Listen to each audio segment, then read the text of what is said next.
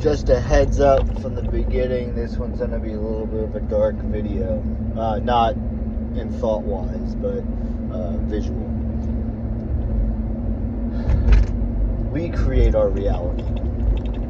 We do. The self does. We have to stop giving our energy to outside sources that are no longer providing us anything. It's not giving us any type of positive information. So if we keep allowing ourselves to be controlled by these outside sources, are we truly in control of ourselves? No, we're not. The only way to be in control of the self is to be neutral. It sounds so contradictory. It doesn't sound like it makes sense. But when you sit in this neutral position, you have the ability to choose at will. To go forward, to go backward, to go left, to go right. You have a 360 degree choice. That means you have 360 degree choices, 360 choices, because each degree is a new choice to choose from. So when you sit in this neutral position, any angle you choose to go is your choice. But if you are not sitting in this neutral position, all your being is controlled. You have the illusion that you think you have control. You don't. That's the contradictory point of it. Is that you think that you have the ability to make decisions when something comes into your field, and when you're being pulled, you're not even in control. That pulling or that tension is controlling you. You have to be able to detach yourself from this pull, from this tension.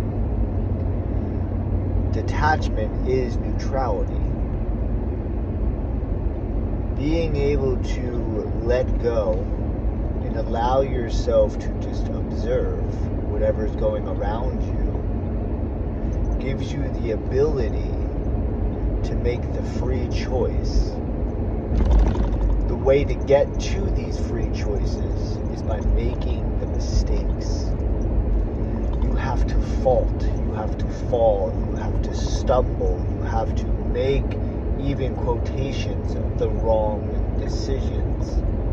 The wrong decisions is providing you the path to go in the correct pathway. Without doing the mistakes, the wrongdoings, you'll never truly know where you're supposed to be going. This too is an illusion.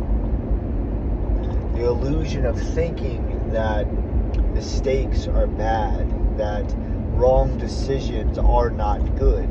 That's the illusion. That's the control aspect of things.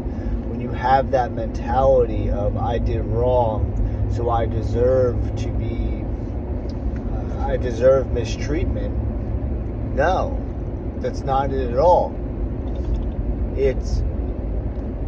And that's part of this worldly thing, right? Like, I've done wrong, so I'm sinful, so I'm a bad person, so I don't deserve good.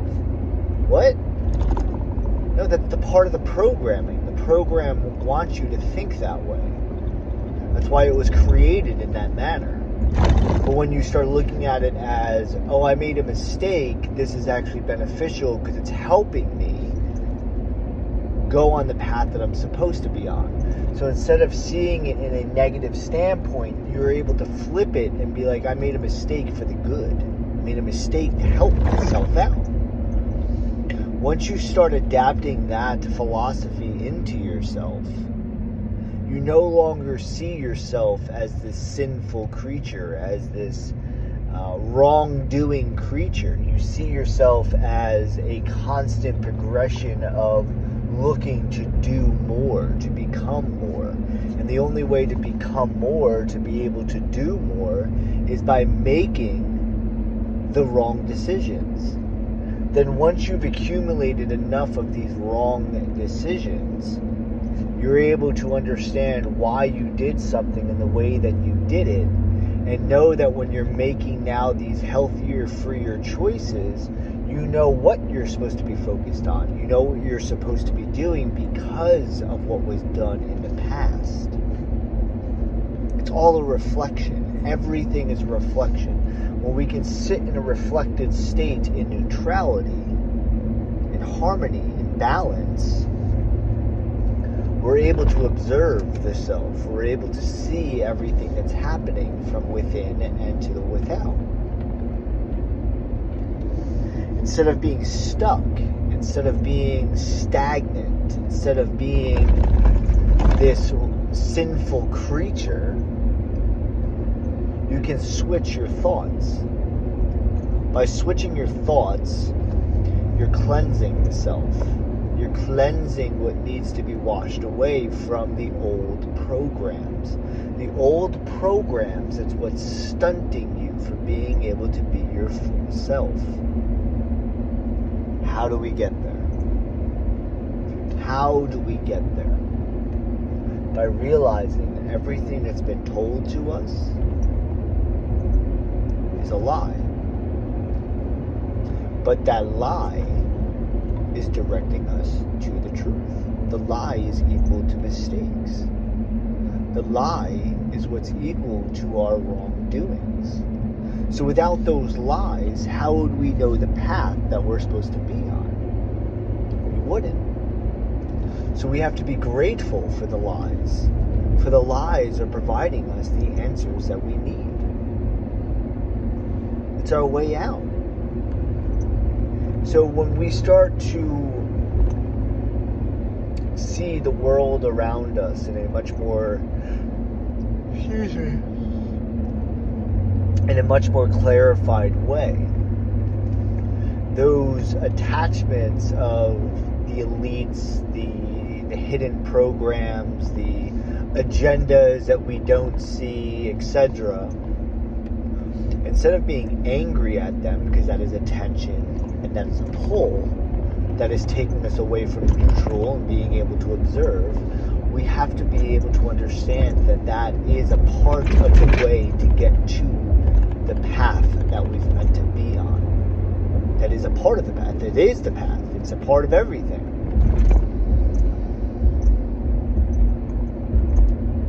Finding the way is not meant to be easy in the beginning, because we have to go through all of the programs that have been instilled inside of us in so many different formats of what these programs are.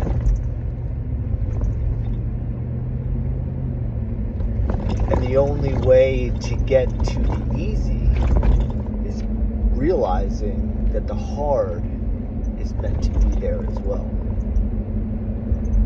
And once we've taken in enough of these hard resets, these hard programs that need to be looked at, once we get through enough of them, and each person is different into how much they need to deprogram themselves of, because each of us are different in our ways, our understandings, the depth of who we are, the soul existence that we have, the understandings within the soul. Every single one of us is different. So when we're able to do these things, and when you hit that marker, that is when you're able to start really taking free choices within the palm of your hand. You're able to really decide what needs to be done, what needs to be brought forth. Each piece is a segment of what needs to be done for the self. Good, bad, ugly, beautiful, all of it.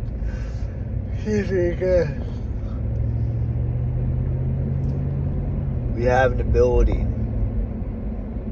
We all have an ability to become more. to be more. How do we get there? We get there by removing the things that are not meant to be a part of our lives. The things that have been holding us back, the tensions, the attachments. By releasing these, we're able to find the answers that we're meant to be inside of, the parts of ourselves that we're meant to be inside of. Be patient. Be neutral. Be observant. Be that person that you know you're meant to be. Attract into your life what you know is meant to be attracted in. It's all there. It's all waiting for you. That's why you're the creator of your reality. You're the creator of what you want to see. You are the creator of what you want to create. You are the creator of what you want to sense in all of our senses. You create it. Nobody else does. It's not our parents. It's not our friends. It's not our loved ones. It's not the ones that have been running the show. No, they don't create any of that for yourself. You create that for yourself. Once you start to take that understanding in and you start to live that understanding, you no longer have this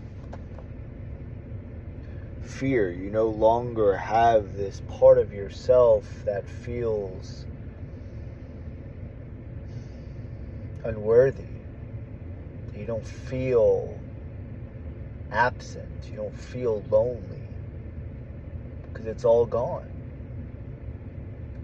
It's not there because it's not a part of the creation that you want to be inside of. If you want that to be a part of your creation, well, it will be there. But if you don't want that to be inside of your reality, well, it's not going to be there. It's quite simple. It is, truly, it's quite simple. But to get to the simplicity, we have to go through the confusion. It's the same thing. It's all easy, but we have to go through the hard.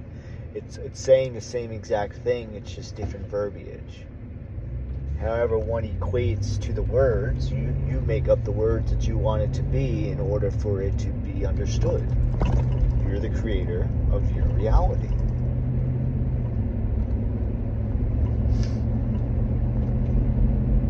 We're here for it. All of us are. We're here for it. Go create your reality.